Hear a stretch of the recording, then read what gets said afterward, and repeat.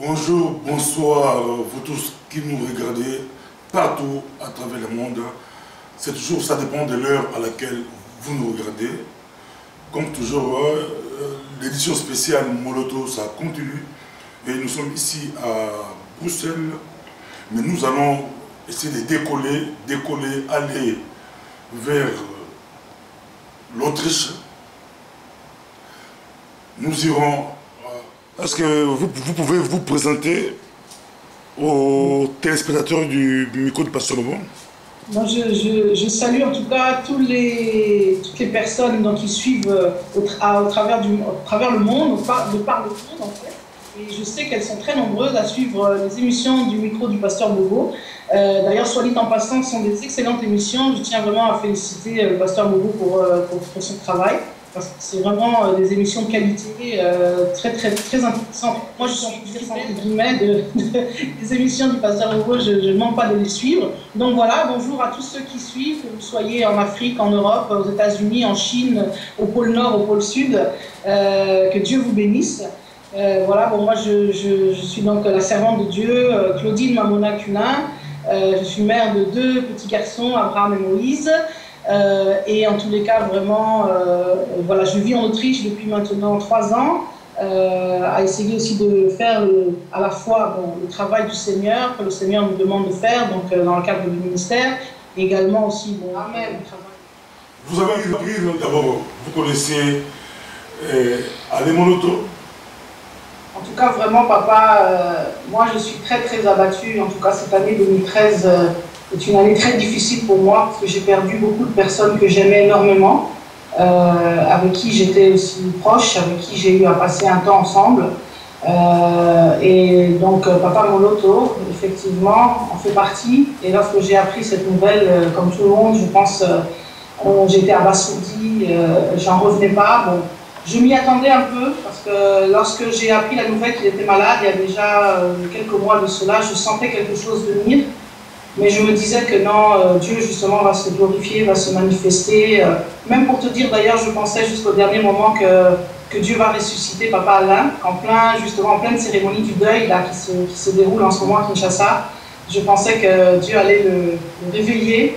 Mais bon, Dieu est souverain, mais je commence à comprendre le pourquoi aussi de sa mort et le pourquoi aussi que Dieu permet cela. Comment aviez-vous appris la nouvelle de la mort, du décès de Alain Moloto? Bon, comme tu le sais... Autriche, c'est pas ici. Pardon?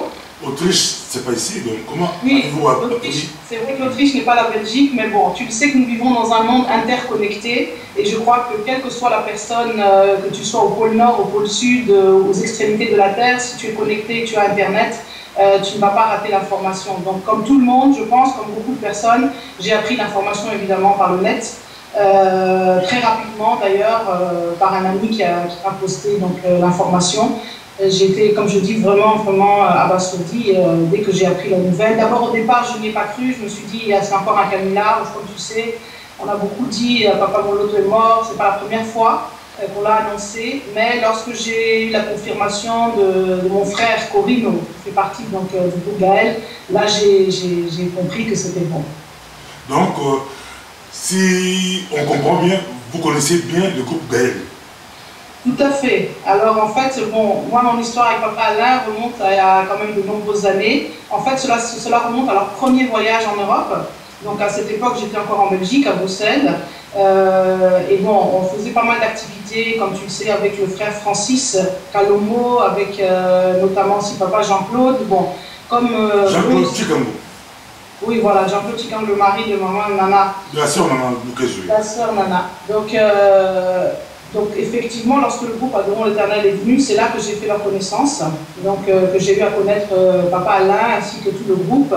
Et il faut savoir aussi que le groupe a logé donc j'allais dire dans ma famille entre guillemets, parce que les personnes, la maison qui a hébergé le groupe Adorons l'Éternel, c'est vraiment comme ma famille proche. On se connaît depuis que je suis pratiquement toute petite, c'est vraiment, donc j'étais là-bas.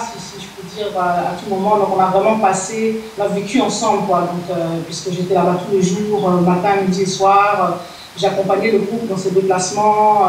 Donc on a vraiment été très très souvent aussi avec Papa Alain. Mais Papa Alain ne logeait pas là-bas. Papa Alain et Maman Christine logeaient donc chez eux.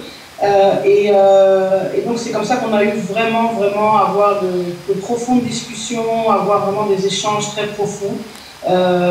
Et notamment un témoignage dont je me rappelle, bon, il y a eu un moment donné, Maman Christine a dû être hospitalisée et je me souviens que j'allais donc à l'hôpital, elle était à Jette à l'époque, pas la ZBUB mais l'hôpital à Jette, là, il y a là, un hôpital là-bas, tu vas m'excuser, mais bon, comme ça fait longtemps que j'ai quitté la Belgique. Ah, ZBUB? Non, je ne crois pas que c'est la ZBUB. Brugman, voilà, Brugman, pardon. C'est l'hôpital Brugman, elle était hospitalisée là-bas.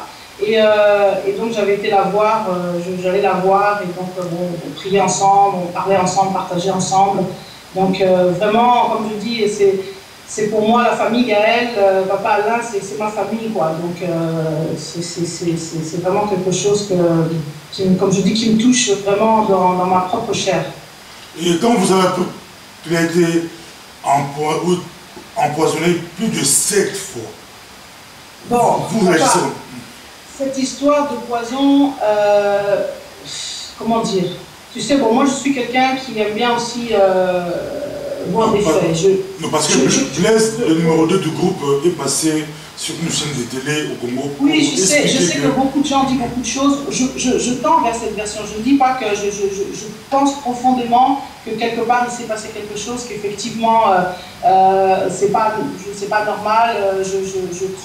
Pour moi, la version de l'empoisonnement fait tout à fait sens. Hein, c'est quelque chose dont je suis profondément aussi persuadée au fond de moi-même. Mais bon, effectivement, tant qu'on n'a pas des preuves, je veux dire, claires et indiscutables, bon, c'est toujours difficile, surtout bon, à savoir qui a empoisonné, qui a fait ça. Donc c'est des choses où, bon, moi j'aime bien, c'est vrai, quand j'avance des arguments, quand je dis des choses, d'avancer avec des preuves tangibles.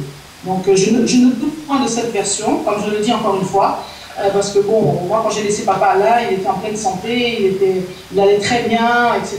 Donc quand j'ai appris brusquement, je veux dire, comme je dis, cette mort, je suis persuadée que c'est dû à un empoisonnement. Je sais qu'il a été empoisonné, ça c'est vrai, il l'a lui-même d'ailleurs confirmé dans une de ses émissions. Donc je suis convaincue, comme je le dis, à 100%, hein, entre nous soit dit, de la thèse de l'empoisonnement. Mais bon, lorsque effectivement, pour pouvoir vraiment le souligner, le surligner, le dire, bon, c'est toujours mieux évidemment quand on a des preuves tangibles. Donc, comme européenne, tu as toujours l'esprit cartésien, donc il faut quand même qu'il y ait des preuves. Même nous, au niveau du micro du pasteur Bobo, nous rappelons, nous demandons l'autopsie. Donc, voilà. Mais la famille biologique, l'Église du Christ, on a droit à quelque chose comme cela. Papa Bobo, ce n'est pas un problème, si tu veux, de cartésien ou pas, c'est un problème de crédibilité.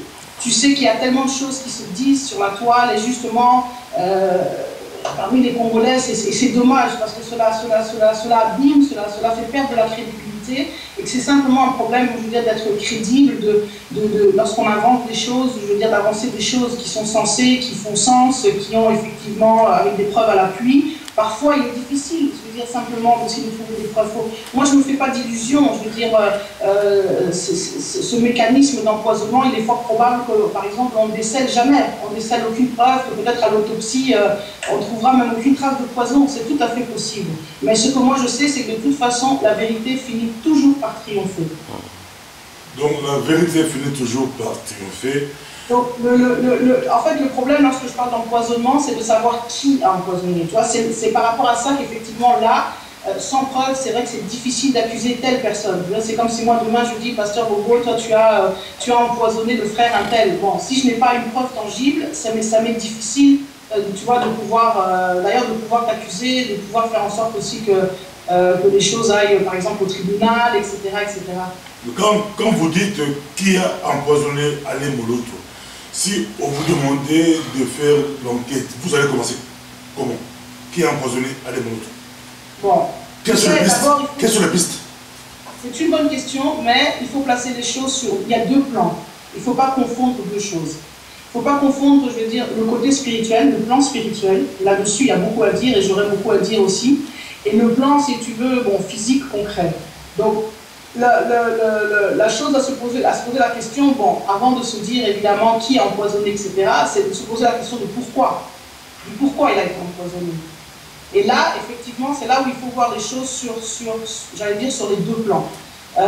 Tu sais très bien que Papa Alain, c'était vraiment quelqu'un d'engagé. Moi, j'appelle vraiment Papa Alain un combattant, un véritable combattant, un résistant, un patriote, comme quel que soit le nom que tu peux lui donner. En tout cas, quelqu'un qui aimait profondément son pays, qui a reçu une mission très forte de la part du Seigneur et qui a accompli cette mission comme tous les grands martyrs chrétiens jusqu'au sacrifice suprême.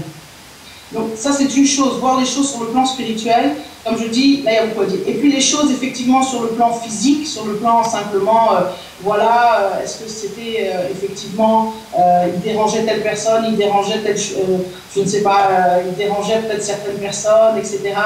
Comment ça s'est passé, comment concrètement cet empoisonnement s'est passé, etc., etc. Tout ça, bon, ça c'est de l'investigation, j'allais dire, humaine. Mais au-delà de tout ça, il faut comprendre justement les choses sur le plan spirituel. Et lui-même, d'ailleurs, Papa Alain le disait bien alors dans son émission, lorsqu'il a dit qu'il a été empoisonné, il a bien dit, c'est pas la personne qui m'a empoisonné qui compte, c'est l'esprit qui est derrière.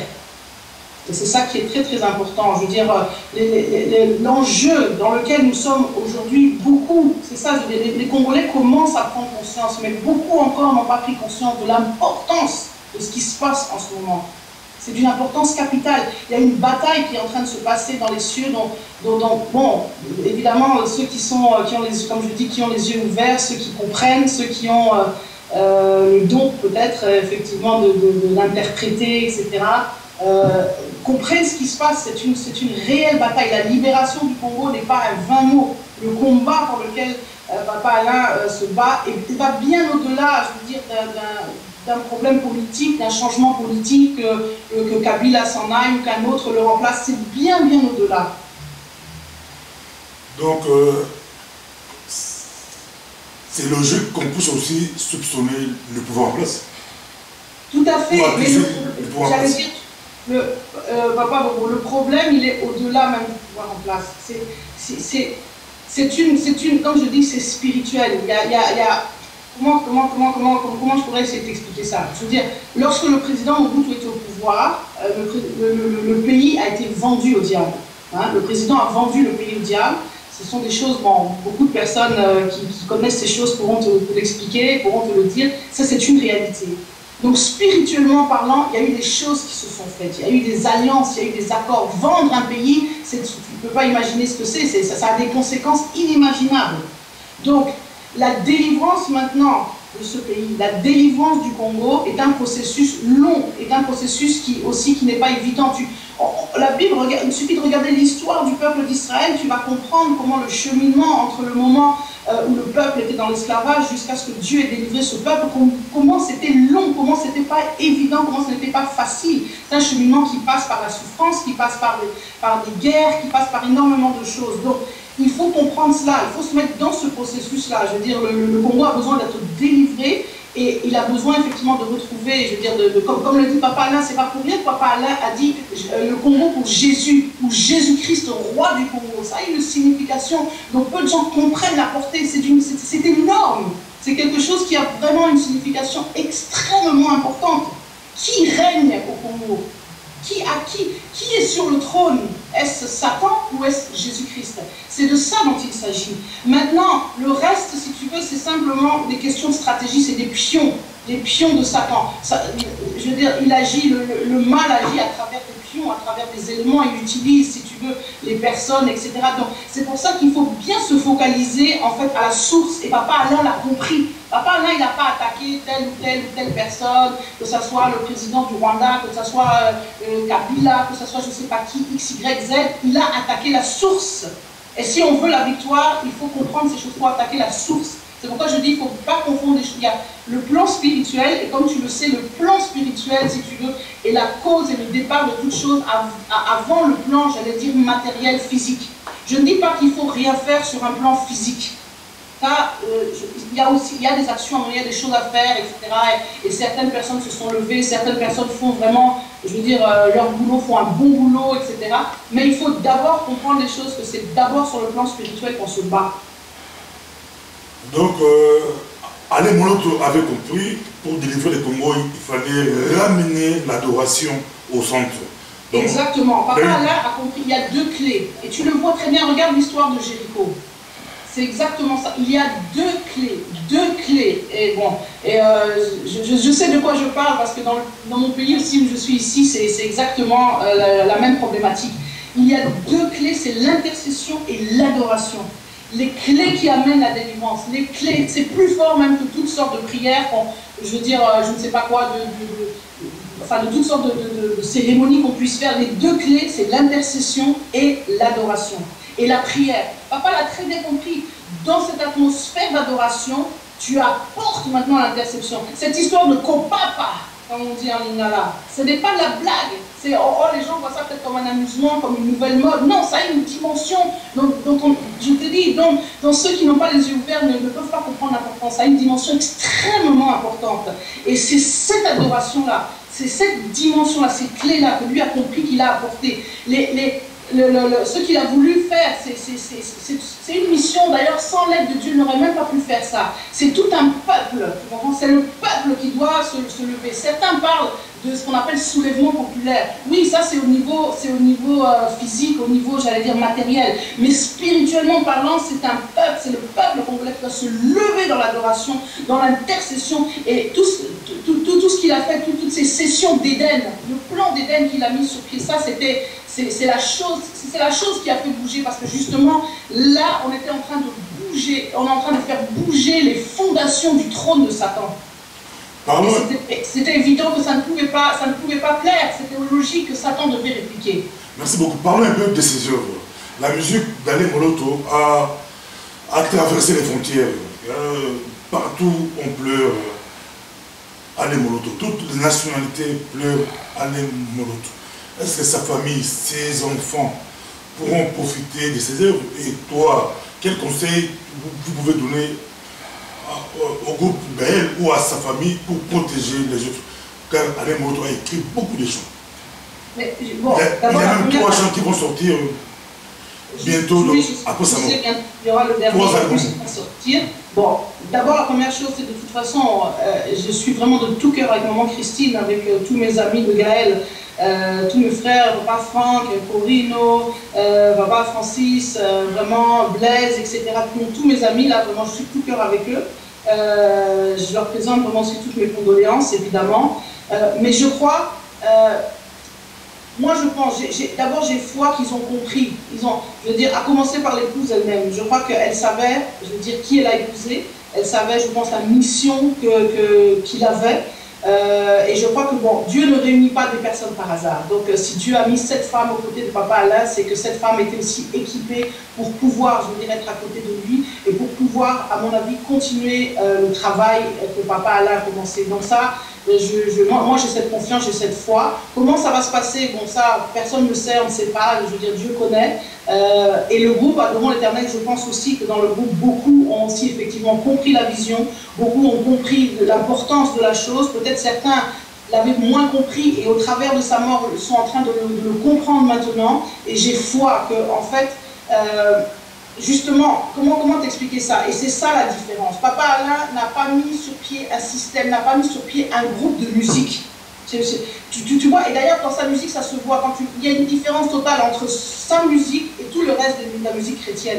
Papa Alain n'a pas mis sur pied un groupe, donc Papa Alain n'a pas mis les choses pour je fais de la musique pour vendre, je ne sais pas quoi, parce que je vais gagner ma vie au travers des CD que je vends. Non, Papa Alain a mis sur pied un système, c'est-à-dire donc un système d'adoration, et que peu importe, en fait, les pions, j'allais dire, les personnes dans ce système sont interchangeables. Que tu t'appelles X, Y, Z, Marie, Paul, Jacques, ça n'a pas d'importance.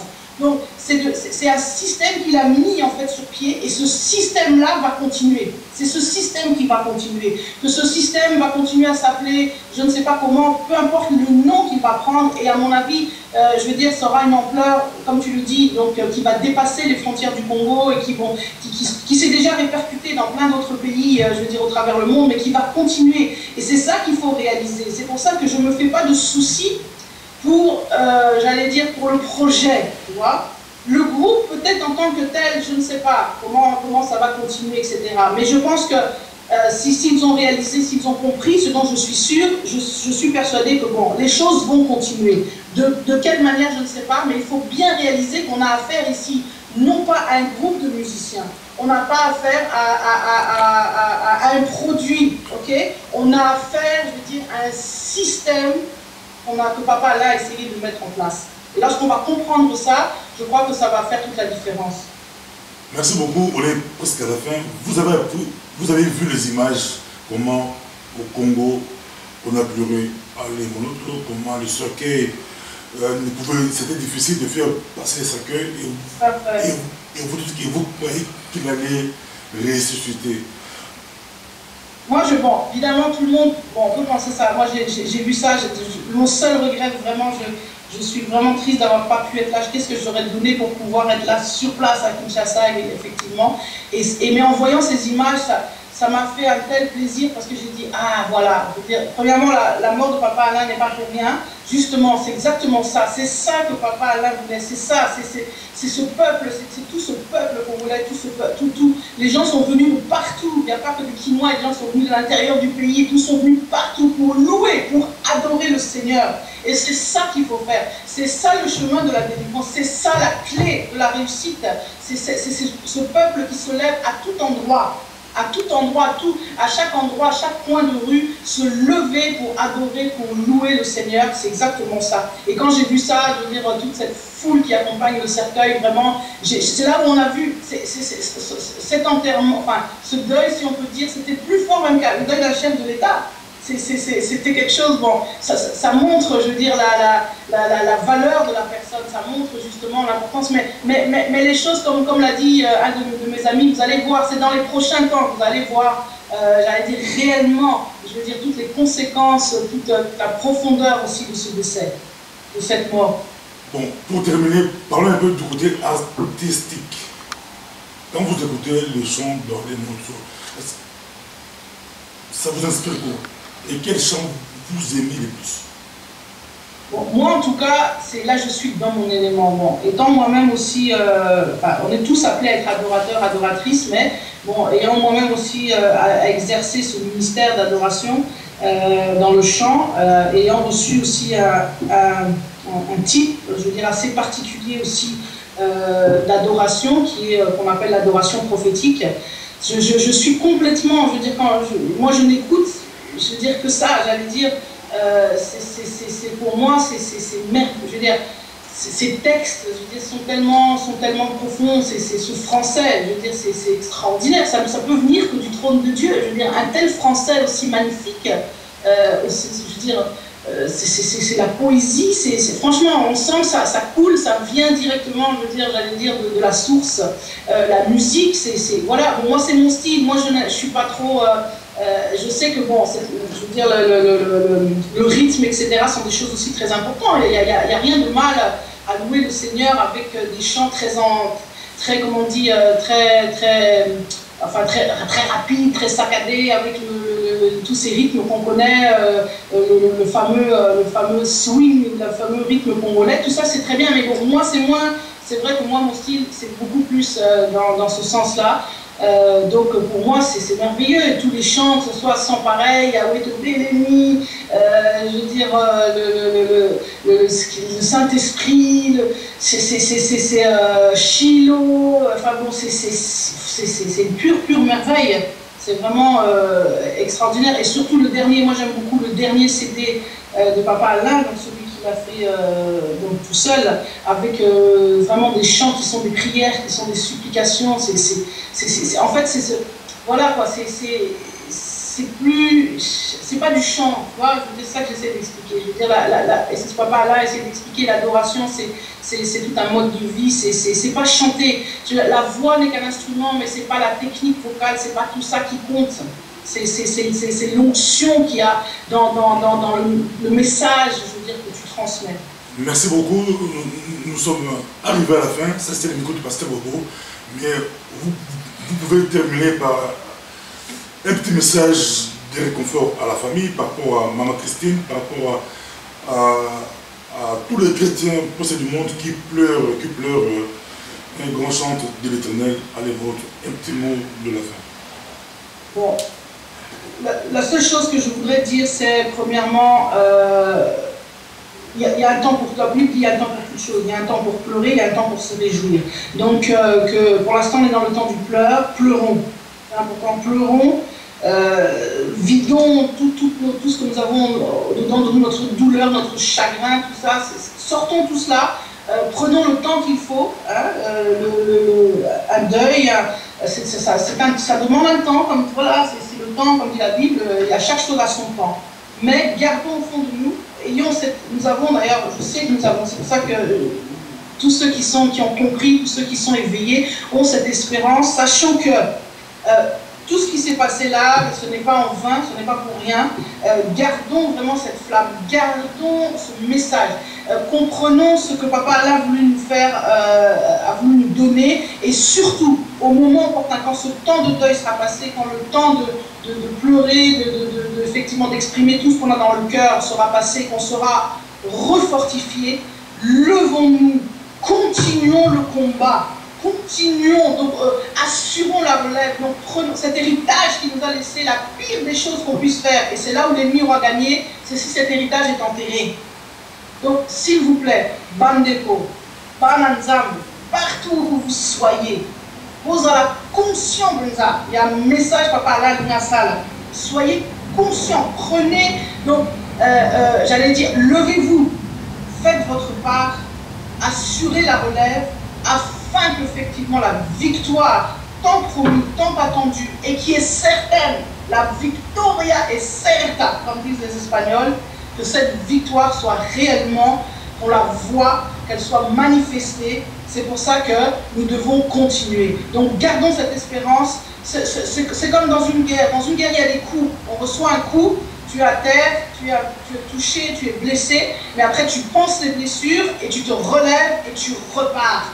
Donc que cela soit vraiment quelque chose qui fortifie nos cœurs. Comme ça, non seulement on fera plaisir à Papa Alain, mais en plus, je veux dire, on accomplira la mission et on achèvera cette mission que Dieu avait donnée à Papa Alain. Voilà, que Dieu vous bénisse et à la prochaine, Dieu voulant.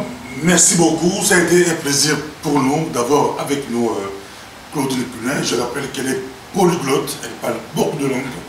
Nous bénissons notre Dieu. Pour cela, c'est vraiment spécial Alain Moloto. Désormais, sur le micro du pasteur Bobo, vous pouvez aussi intervenir partout où vous êtes, sur Skype. Elle est en Autriche, elle est intervenue. Vous pouvez être aux États-Unis, en Chine, au Congo, en Afrique, partout où vous êtes. Aujourd'hui, c'est possible. Pour l'instant, vous pouvez intervenir soit en anglais, en français, en lingala, et puis en néerlandais. Donc, c'est possible d'intervenir français, néerlandais, anglais et lingala. Prochainement, si on a d'autres personnes qui vont parler chinois, ça sera possible. Voilà, mais pour l'instant, c'est le cas. Même arabe, on peut aussi intervenir un peu si c'est possible. Merci beaucoup. Merci.